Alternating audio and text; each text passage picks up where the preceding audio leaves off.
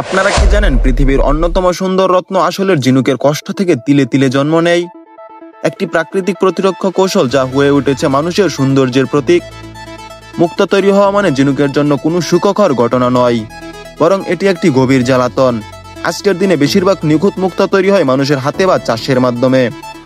মুক্তা চাষিরা উদ্দেশ্যমূলকভাবে একটি কণা, যাকে নিউক্লিয়াস বলা হয়, এই নিউক্লিয়াস সাবধানে ঝিনুকের মেন্টলে প্রবেশ করিয়ে দেয়।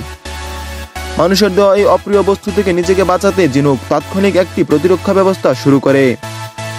সে শরীর থেকে নেকড়ে বা শুক্তিপুট নামক এক বিশেষ পদার্থ নিঃসরণ করতে থাকে। এই নেকড়ে দিয়েই সে আঘাতকারী বস্তুটিকে ক্রমাগত আচ্ছাদিত করতে থাকে। স্তরের পর স্তর জমতে থাকে।